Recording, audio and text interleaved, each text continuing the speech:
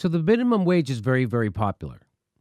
It's so popular that even red states are on board with the minimum. This is from 2016. 2 red states just voted to increase the minimum wage. In 2016, Arizona, Maine, Colorado, and Washington had ballot initiatives to raise the minimum wage.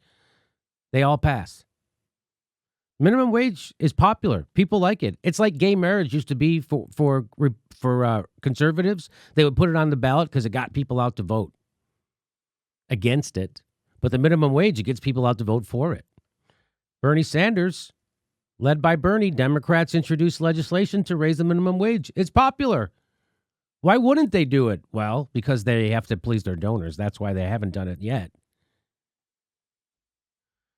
Our $15 minimum wage bill would give a raise to over 40 million Americans, including more than half of African Americans and Latino workers. A job should lift you out of poverty, not keep you in it. It's time every worker in America is paid a living wage. I like that. My favorite thing is a job should lift you out of poverty, not keep you in it. It's time every worker in America is paid a living. I'm with you. A job, too, not 3 jobs. Not 3 jobs. Not 3 jobs. On Wednesday, a coalition of congressional Democrats introduced legislation that would raise the federal minimum wage from $7.25 to $15. That more than doubles it. That's how bad the minimum wage is right now. That you have to double it just to get people out of poverty. Just a few short years ago, we were told that raising the minimum wage to $15 an hour was radical. I remember that. You're a fairy dust. What are you, crazy? Whoa, everybody's going to lose their job. But a grassroots movement of millions of workers throughout this country refused to take no for an answer. The current $7.25 an hour federal minimum wage is a starvation wage. I was always taught growing up that there was a pact in our society that if you were willing to work full time 40 hours a week, that you wouldn't be poor, that you would be able to have a life. If you were willing to work 40 hours a week and contribute to society and work 40 hours a week, you were able to have a life. You were able to have a house and a car in your garage. That was the deal. That's no longer the deal. $7.25 an hour. You can't even afford a studio apartment, let alone a car and gas and insurance and health care and food and electricity. The Raise the Wage Act is what it's called, would also index future increases in the minimum wage to medium wage growth and abolish the sub-minimum tipped wage. So the Raise the Wage Act would index future increases in the minimum wage to medium wage growth. So apparently, the way I read this is that you wouldn't have to keep raising the minimum wage. It would automatically be tied, and you would have automatic increases. That's what I'm getting. Is that what it sounds like to you? Yeah, which is something we should have had in the first place. Yeah. That's why we're in this mess. Why isn't it tied to inflation? Mm-hmm. That's what it really should be tied to. In 2013, Democrats tried to raise the federal minimum wage to $10.10 an hour, but were stymied by a Republican-led Congress. A bill in 2015 to increase the minimum wage by $12 by 2020 never even got a vote. What? So in 2013, the Democrats tried to raise, but you know what? That's interesting that they tried to do that in 2013. They didn't try to do that in 2010 when they had complete control of government, or 2009. Mm-hmm. According to the research by the Economic Policy Institute, increasing the federal minimum wage to $15 an hour would translate into a raise for nearly 40 million Americans. You know that half the country that doesn't vote?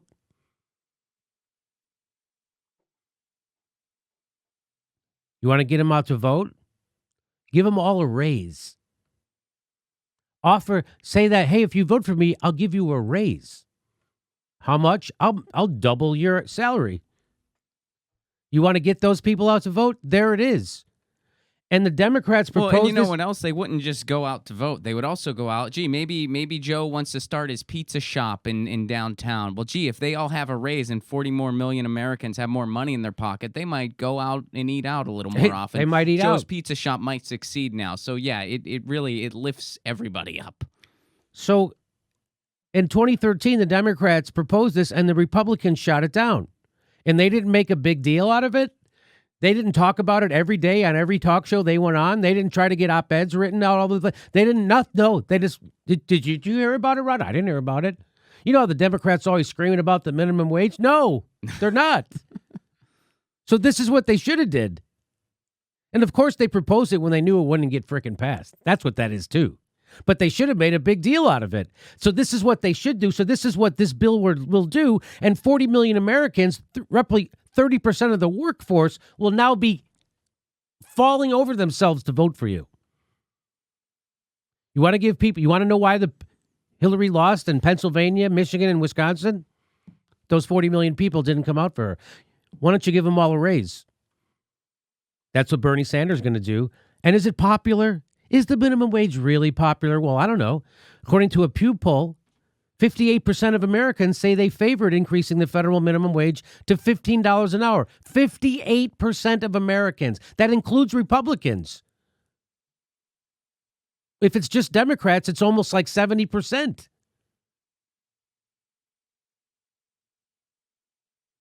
Only 41% oppose such a move. So this is a great political move. Among both Democrats and independents, support for the $15 minimum wage is essentially the same as the support for the $10.10 minimum wage. But Republicans are different. So what they're saying is if you support an increase in the minimum wage to $10.10, you also, at the equal numbers, support an increase in the minimum wage to $15 if you're an independent or a Democrat, but not if you're a Republican. Republicans support a $10.10 minimum wage, 42% of them do, but only 18% support a $15 minimum wage. And why is that? Well, why is that?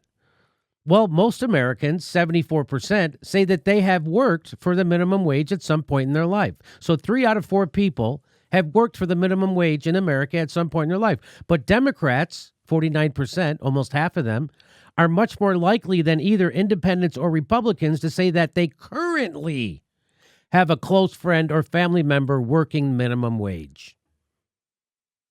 So we've said this before on this. It seems to us, history has shown us that Republicans seem unable to understand a problem until it affects them personally. And maybe this goes along with that theory that there only 29% of Republicans actually have a close friend or a family member that works for the minimum wage.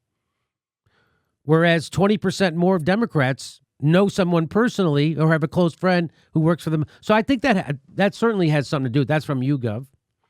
Well, I think the only people that are fine with $10 minimum wage, but not fine with $15 an hour minimum wage are people that can't imagine having to live on either one of those two things. So right. Like, well, 15, that's no, come on, 10's fine. Yeah, we don't want to give them too much. Yeah. Oh, and by the way, there's a strike in L.A. right now for teachers, and they're doing that thing again about teachers they make $75,000 a year with 2 months off. Oh, why aren't you a teacher? It's such good money. The teachers have all our money. They're so sneaky. That and like a lot of the headlines are talking about like how much money the district is losing because of this. Yeah. Like the teachers are bad for being out there, and it's. So anyway, there you go. Minimum wage, popular, very popular. And the Democrats would be smart to push it, so they are. So the Bernie Sanders actually got them to do something smart politically because it's good for you at the ballot box. It's not good for your donors. Donors don't want it, but the people want it. So Bernie Sanders is going to do it. So there you go. Minimum wage is a winner. It's a winner at the ballot box. It gets people out. You want to get half the country that doesn't vote. You want to find a way to get them out to vote. Give 40 million people a raise. Give 30% of the workforce a raise. I bet you'll up or promise them a raise. How about that? Promise them a raise. Because what they should do now which they didn't do in 2013, is make the Republicans pay a price for this. So Bernie Sanders is introducing this. So they're introducing this Raise the Wage Act, and they expect the Republicans in the Senate to stop it. So now you have a winning issue because the majority of the country's on your side over this. So now you have a winning issue. So we'll see how loud the Democrats scream about it. They should make this should be the issue going into the 2020 election. The minimum wage, $15, they'd win. 40 million Americans would be on your fucking side. And I bet you most of those people don't vote right currently. Again, it's the Democrats. If they ran on Medicare for all, ending the wars, free college, and a living wage, they would immediately sweep back into power. Yet they won't do it. Isn't that something? Bernie's got to drag them kicking and screaming to go for this minimum wage. And now they're pretending to be for it now. Even Chuck Schumer's pretending to be for this now.